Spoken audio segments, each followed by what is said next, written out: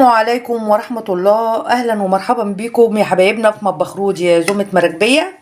أتمنى النهاردة إن انتوا تكونوا بخير وأيامكم كلها خير وسعادة عليكم وعلى ولادكم.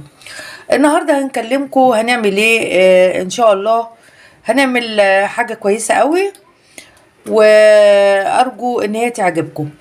النهاردة عندنا إن شاء الله عندنا السمبوسة هنعملها باللحمة بتاعتنا دي اللي هنعصجها وهنعملها بيها. معنا هنا حوالي نص كيلو من اللحمة المفرومة زي ما حضراتكم شايفين. معنا حوالي زي ما انتم شايفين كده 3 بصلات متقطعين تقطيعة كده، اي تقطيعة انتوا عايزينها. معنا لفة من السمبوسة زي ما حضراتكم شايفين، ومعانا هنا معلقة فلفل اسمر، معلقة ملح ابيض، ورشة من القرفة زي ما حضراتكم شايفين. بسيطة وجميلة وهتحبوها قوي جنب شوية سلطة، هتبقى في منتهى الجمال. هنخش اوام يلا هنعصج اللحمة بتاعتنا اللي هي ديا. يلا معايا نعصجها ونشوف بعد كده هنعمل ايه في السمبوسة بتاعتنا. معانا هنا يا بناتنا طاسة زي ما حضراتكم شايفين كده على البوتاجاز بتاعنا. اظبط لكم كده. معانا طاسة على البوتاجاز بتاعنا فيها كمية من الزيت زي ما انتم شايفين، مش كتير. هنبتدي نحط فيها البصل بتاعنا. هنشوح البصل بتاعنا لغاية ما يبقى لونه شفاف كده. عايزين البصل بتاعنا يدبل يبقى لونه شفاف.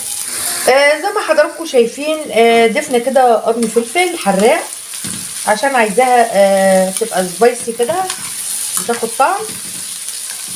لسه مستمرين ان احنا نقلب عشان كمان الفلفل ياخد تشويحة مع البصل عشان نعمل طعم كده جميل. زي ما حضراتكم شايفين كده ضفنا اللحمة بتاعتنا. هنبتدي نفكها من بعضها.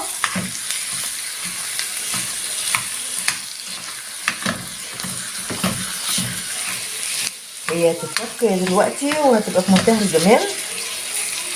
نبتدي كده نفكها لغاية ما تاخد من طعم البصل.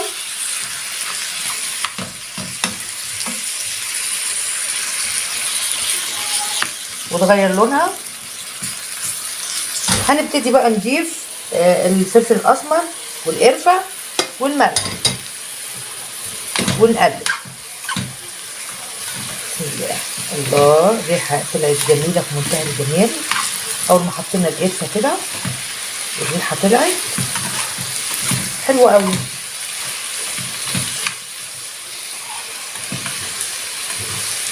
كده هنسيبها شوية بقى لما اللحمة تكمل السوا بتاعها، وكده نبقى حضرنا الحشوة بتاعتنا الجميلة دي.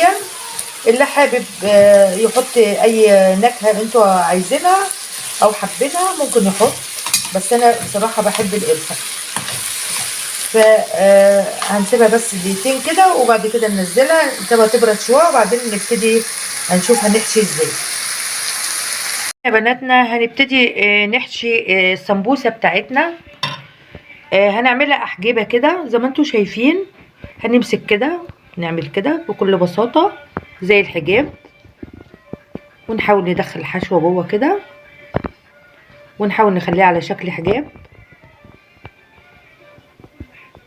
كده ونظبطها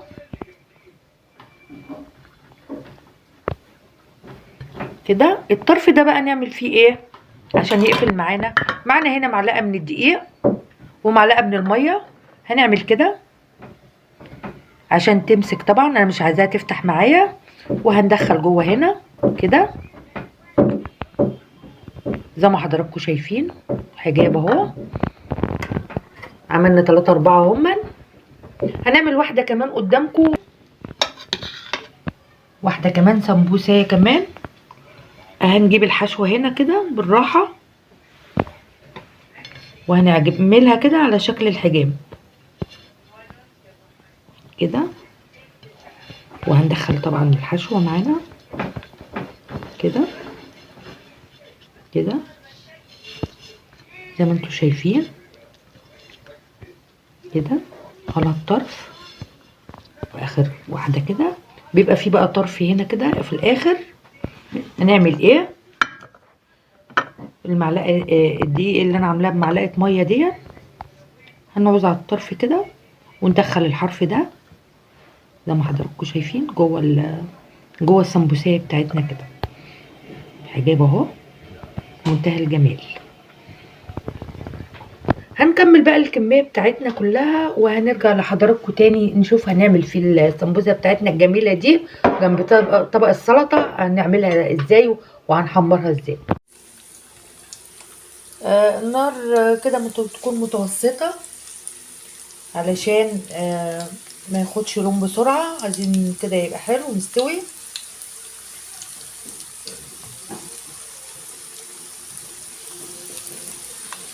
نحاول نوطي شويه.